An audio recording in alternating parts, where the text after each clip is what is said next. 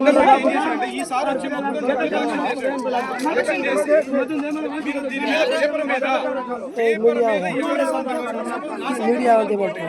ఈయనకి అడిగితే సొంతం ఉందనుకోండి, నాకు సంబంధం లేదు, ఈయనే బాధ్యత దానికి డబ్బులకి. కోర్టు చట్టం రూల్స్. దీని మీద ఎవరి సంతకం ఉంటే వాళ్ళనే బాధ్యులు. వాడికి ఆస్తుంటే వాడిని కోర్టు వాడికి పిలుస్తుంది. వాడికి ఇప్పుడు ఈయన ఉన్నారు, ఇప్పుడు నేనున్నా, ఆయన నాకు ఇచ్చాడా, అప్పుడు ఆయన చెప్తాడు, ఆయన ఇస్తే ఇచ్చాడా లేదు నేను కోర్టు సమాధానం చెప్పాలా. అంతేగాని సంతకం ఎవరిది ఉంది, ఈయన ఉంది కదా, అప్పుడు ఆయనే బాధ్యత. కోర్టుకి నాకు సంబంధం లేదు ఇక్కడ, ఎందుకంటే నా పేరు లేదు కదా. కోర్టుకి సాక్ష్యమే కావాలి. కోర్టుకి ఎమోషన్స్ సెంటిమెంట్స్ ఉండవమ్మా. కోర్టుకి ఏం కావాలి? సాక్ష్యం కావాలి. సాక్ష్యం ఏంటి? ఇప్పుడు మధు ఏమంటాడు, రేపు పొద్దున వాడు నాకు ఇవ్వలేదు, నాకే సంబంధం అంటాడు, అందుకని తప్పించుకుంటాడు కదా. అందుకే మనం ఏం చేస్తామంటే ఎవడైతే సంతకం పెట్టాడో వాడినే మనం బాధ్యత చేస్తాం. మీకు అర్థమైందా? దీని మీద సంతకం ఎవరిదైతే వాళ్ళదే. వాడికి ఇల్లు ఉంటే ఇల్లు, వాడికి ట్రాక్టర్ ఉంటే ట్రాక్టర్, వాడికి ఏముంటుందో అమ్మి పెట్టాలి, తీసుకొచ్చి కట్టాలి తప్ప మధుకు సంబంధం లేదు. గుర్తుపెట్టుకోండి మీరు. దీని మీద ఇక్కడ ఎవరు సంతకం పెడితే వాళ్ళదే. ఇంకా క్లారిటీ వచ్చిందా మీకు?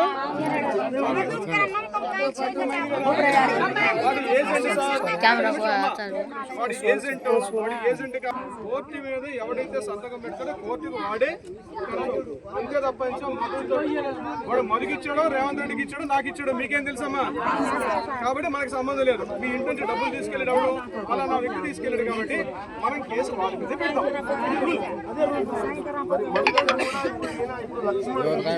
మనకెందుకయ్యా నీకు మధుకిచ్చా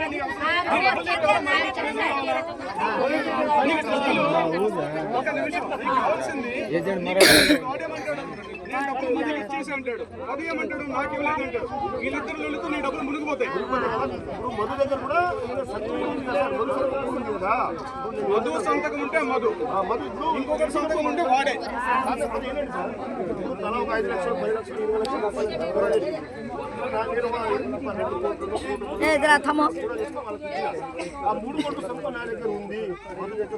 మనకి సంబంధం లేదు, కోర్టు చూడదండి, వారికి సంబంధం లేదు. వాడు చెప్పుకోవాలి కోర్టుకి. ఎవరైతే ఇప్పుడు నేను ఇచ్చాను కలెక్షన్ చేసి మధుకి ఇచ్చేవాళ్ళు నాకు సంబంధం, నిన్ను కొట్టుకుంటారు కోర్టు.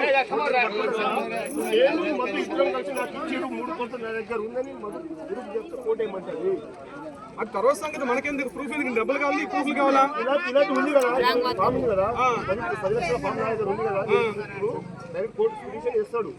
ఇప్పుడు మధు దగ్గర 2 కోట్లు మొత్తం కూడా చేసుకుంటాడు. మధు ఎందుకు ఇందులో వచ్చాడు? మధు మీద మనం కేసు కదా.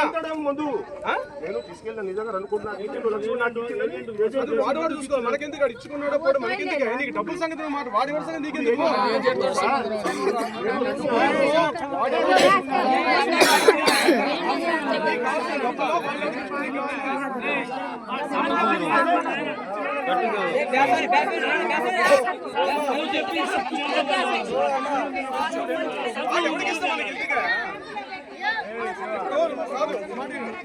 ఇల్లు కట్టిస్తున్నావు, షాప్కి వెళ్ళి సిమెంట్ తీసుకున్నావు, నీకెందుకు సిమెంట్? డబ్బులు పెట్టి సిమెంట్ తీసుకున్నావు.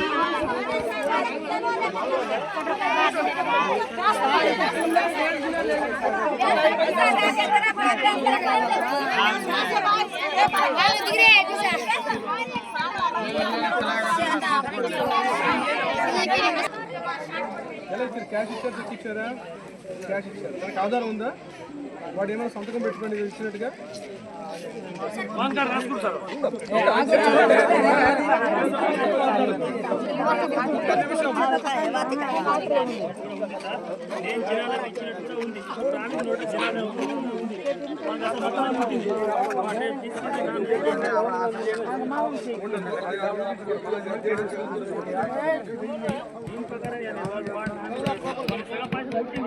ఇప్పుడు నేను చేస్తే కూడా ఈ మొత్తం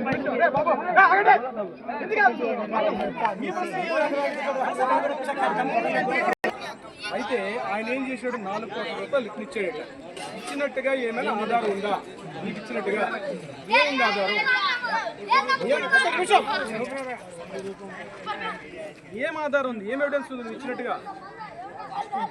లిస్ట్ అంటే వైట్ పేపర్ మీద రాసుకున్నావు. వైట్ పేపర్ మీద రాసుకున్నా కానీ చెల్లలేదు. రాసుకోండి. చిత్తు కాగితానికి కూడా పని కదా ఇలా రాస్తే తప్ప.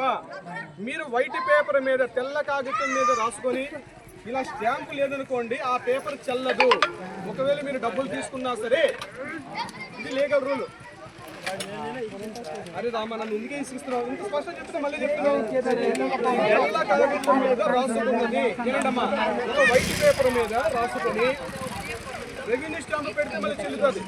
రెవెన్యూ స్టాంప్ పెట్టకుండా కేవలం తెల్ల కాగితం మీద రాసుకుంటే మీరు ఇచ్చినా మీరు తీసుకున్న ఆ కాగితానికి చెల్లుబాటు లేదు.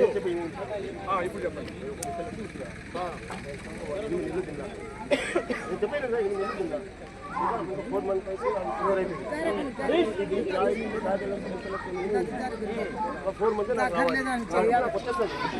వాడు ఇచ్చిన 8 నెలలు డబ్బులు ఇచ్చింది.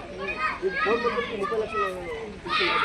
అవును అవును అయ్యా ఇప్పుడు చెప్తున్నా.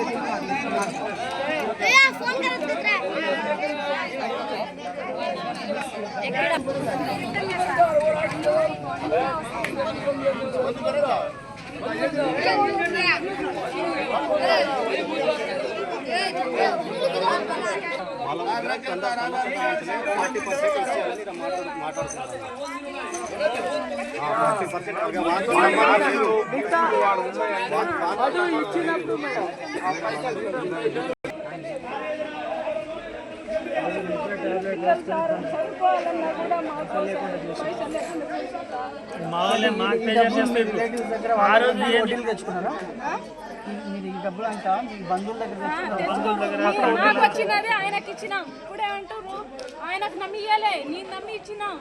నువ్వు ఆయన మధ్య ఎవరు మాకు తెలుసా? నువ్వు నా దగ్గర వాళ్ళని నీకు ఇచ్చినాం. నువ్వు నీ అమ్ము, నీ ఇల్లు అమ్ము, నీ భార్యకు అమ్ము, లేకపోతే నీ ఆస్తి అమ్ము నాకు ఇయ్యి అని అడుగుతురు. మరి మాకు మేము ఎట్లా చేయాలి? మేము చావడం తప్ప మాకు వేరే దిక్కు లేదు. ఒక 10 లక్షలు 20 లక్షలు అయితే ఏడైనా కోట్ల ఆస్తి, మా కోట్ల ఆస్తి కూడా లేదు. అన్ని ల్యాండ్లు మాకు పరంబోకు ల్యాండ్ అన్న మరి లేవు. మరి నేను కోట్ల అప్పు ఎట్లా తీర్చాలి సార్? మా పిల్లలకి చదివించాలా? అప్పు తీర్చుకోవాలి సార్. ఎట్లా మరి? ఫోన్లతో రోజు అన్నం తినేటప్పుడు ఫోన్ చేస్తాను సార్. అన్నం తినాలన్నా పిల్లలు కూడా డాడీ ఏడుస్తే నేను కూడా ఏడుస్తాను. మాతో పిల్లలు ఏడుస్తుంటారా? వాళ్ళు కూడా అన్నం తినట్లేదు. మేము తప్పు చేసి మా పిల్లలు అన్నిస్తుంటారు. మంది అంటే మల్లెపల్లిలో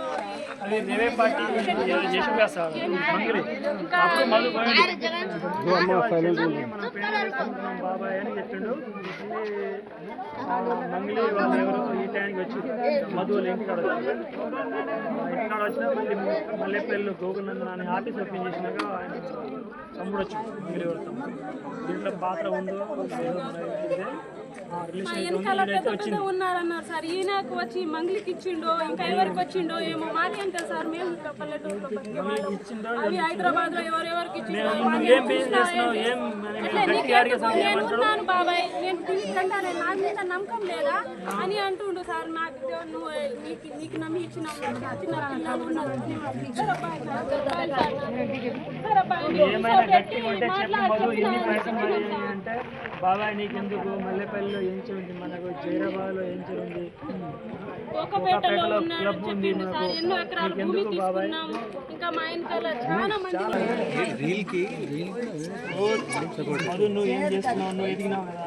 నేను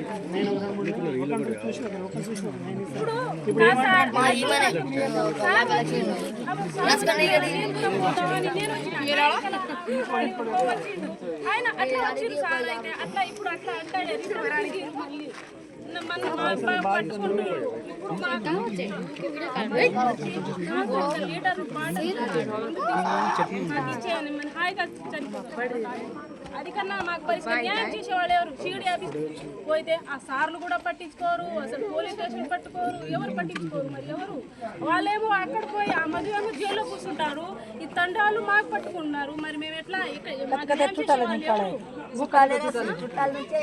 వచ్చి ఆయన ఏమో మేము రోజు తండాల్లో మేము అందరికీ కనబడతాం. మాకే తెలియదు, ఒక చావడం తప్ప మాకు చచ్చినా మాకు మంచిగా తృప్తి ఉంటుందేమో. మేము చస్తే మా పిల్లలకు అసలు దిక్కు లేదు. మరి ఎట్లా మరి మా పిల్లలకు సార్లు ఏం ఇప్పుడు ఫీజు మాట్లాడు, పోయిన సంవత్సరం ఇంకా పిల్లలకి చదివినట్టు ఫీజు మాట్లాడు, ఏం మాట్లాడతాము పిల్లలకి? ఎట్లా చదివించాము, ఏమని పెడతాం? అట్లా అసలు ఇంకా చెప్పాలంటే ఒక్కందే కాదు, మా తండ వస్తుంది. మా తండ వచ్చి మినిమం 100 కోట్లు ఉంటుంది సార్. మా తండ ఎక్కువ ముంచున్నాడు, దగ్గర అని నమ్మి పెట్టినాడు. ఇలాగే వస్తాడు, ఇక దేవుని దగ్గర వచ్చి ఆ కార్లో పెద్ద ఒక ఎంప్లాయీ వచ్చినట్టు ఎట్లా వస్తాడంట వాడు. అసలు అట్లా చూస్తే వెళ్తాడు రోజు మన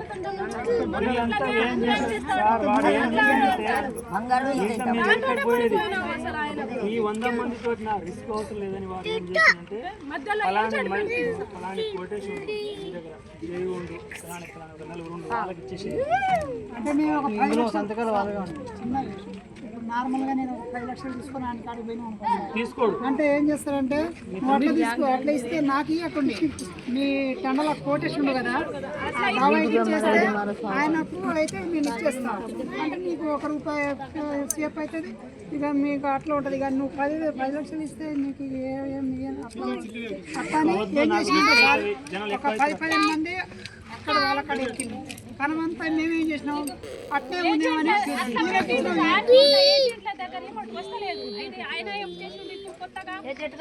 పిలిపించి ఎక్కువ వడ్డీ పెంచిండు, ఎక్కువ వడ్డీ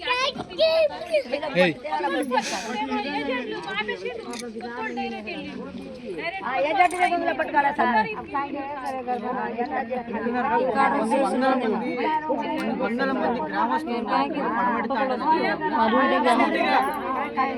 బాధ వింటుంటే నిజంగా కళ్ళల్లో నుంచి నీళ్ళు వచ్చేస్తుంది. కళ్ళల్లో నుంచి నీళ్ళు వస్తున్నాయి. ఆ రమావత్ మధు అనే గాడికి ఒక్క స్ట్రైట్ క్వశ్చన్ అడుగుతున్నా. బాలాజీ మధు అమాయకమైన ప్రజలు, అమాయకమైన వ్యక్తుల ముఖాలు చూసి ఇంత మోసం చేయాలని చెప్పేసి ఎట్లా అనిపించింది? మంగ్లీకి కూడా సూటి ప్రశ్న అడుగుతున్నా. మంగ్లీకి నీకు ఇంత ఫేమ్ ఉంది, నీకు ఇంత పేరుంది, నువ్వు ఈరోజు లైవ్ పెడితే కొన్ని లక్షల మంది కోట్ల మంది చూస్తారు నీ లైవ్. నీ పేరు వాడుకొని కొన్ని వేల కోట్ల రూపాయలు ఇంత అమాయకుల దగ్గర పిల్లలకు ఫీజులు కట్టే తిండి లేని పరిస్థితుల్లో ఉన్న వాళ్ళ దగ్గర నీ పేరు చెప్పుకొని తీసుకుంటున్నారంటే నువ్వు ఏం చేస్తున్నావు? కడుపుకు అన్నం తింటున్నావు అనే పరిస్థితి ఉంది. నిజంగా నా కళ్ళల్లో నీళ్ళు వస్తున్నాయి వీళ్ళ ముఖాలు చూస్తుంటే. అంత అమాయకులు, చదువుకున్న ఒక్కళ్ళు లేరు ఇక్కడ. భయం వేస్తుంది సార్ మాకు. అసలు రోజు అసలు ఏడ్చి మా కళ్ళని అసలు ఏం చెప్పాలో కూడా అర్థం కావట్లేదు మాకు. అసలు ఏం చేసేవాళ్ళు సూటిగా రేవంత్ రెడ్డి గారిని క్వశ్చన్ అడుగుతున్నా. రేవంత్ రెడ్డి గారు, ఆ రోజు కుమారి ఆంటీకి సమస్య వచ్చిందంటే ఓవర్ నైట్లో మీరు రియాక్ట్ అయ్యి ఓవర్ నైట్లో మీరు ఆ షాపును మళ్ళీ రీఓపెన్ చేశారు కుమారి ఆంటీ విషయంలో. ఈరోజు కొన్ని పల్లెటూర్లు అభం శుభం తెలియని అమాయకపు తాండా ప్రజలు, తెలుగు మాట్లాడే వాళ్ళు కూడా లేరు ఇక్కడ. అట్లాంటి వాళ్ళు మిమ్మల్ని ఓట్లేసి నమ్ముకున్న ప్రజలకి ఈరోజు వాళ్ళు చనిపోయే పరిస్థితి, చచ్చిపోతాం అనే స్టేజ్కి వచ్చారంటే రేవంత్ రెడ్డి గారు నిద్రపోతున్నారా? రేవంత్ రెడ్డి గారు నిద్రపోతున్నారా? కుమారి ఆంటీకి న్యాయం చేసినటువంటి రేవంత్ రెడ్డి గారు ఈరోజు అమాయకమైనటువంటి ప్రజలు, మీకు ఓట్లు వేసినటువంటి ప్రజలకి మీరు న్యాయం చేయలేకపోతున్నారా? ఒక ట్వీటో, ఒక పోస్టో, కనీసం ఒక ప్రెస్ మీటో పెట్టలేని దుస్థితిలో మీరు ఉన్నారని నేను స్ట్రైట్ క్వశ్చన్ అడుగుతున్నా రేవంత్ రెడ్డి గారికి. ఆంధ్రాల కోసం పెట్టండి సార్, ట్వీట్ పెట్టండి. మా పిల్లల్ని ఎట్లా పోషించుకుంటారని ఆయన చూసుకొని ఎట్లా బతున్నాం కాబట్టి మేము ఎప్పుడో చనిపోయే వాళ్ళం. అసలు మాకు ఇక కరెక్ట్ గా నాకైతే నిజంగా మాటలు రావట్లేదు, ఏం మాట్లాడాలో కూడా నాకు అర్థం కావట్లేదు. వీళ్ళంతా చాలా అమాయకులు, ఏం తెలియని వాళ్ళ దగ్గర కొన్ని లక్షల కోట్ల రూపాయలు వసూలు చేసి ఇంత దందా చేస్తుంటే రమావతి మధుగాడు కానీ, వాడు బాలాజీ కానీ, ఈ మంగ్లీ కానీ నీ పేరు చెప్పుకొని అన్ని కోట్ల రూపాయల స్కామ్ జరుగుతుంటే నువ్వు ఎక్కడ నిద్రపోతున్నావమ్మా? ఎక్కడ నిద్రపోతున్నావు? రేవంత్ రెడ్డి గారు కంపల్సరీ మీరు రెస్పాండ్ అవ్వాలి. కుమారి ఆంటీకి మీరు ఏదైతే న్యాయం చేశారో, కుమారి ఆంటీ కంటే వీళ్ళు ఇంకా చాలా చదువుకునేటువంటి వ్యక్తులు, చాలా దారుణమైనటువంటి దుస్థితిలో ఉన్నారు, పిల్లలకి తిండి పెట్టలేని సిచ్యువేషన్లో ఉన్నారు. కాబట్టి కంపల్సరీగా మీరు రెస్పాండ్ అయ్యి వీళ్ళకి న్యాయం జరగాలని నేను నా మనస్ఫూర్తిగా మీడియా ముఖంగా మిమ్మల్ని కోరుకుంటున్నాను.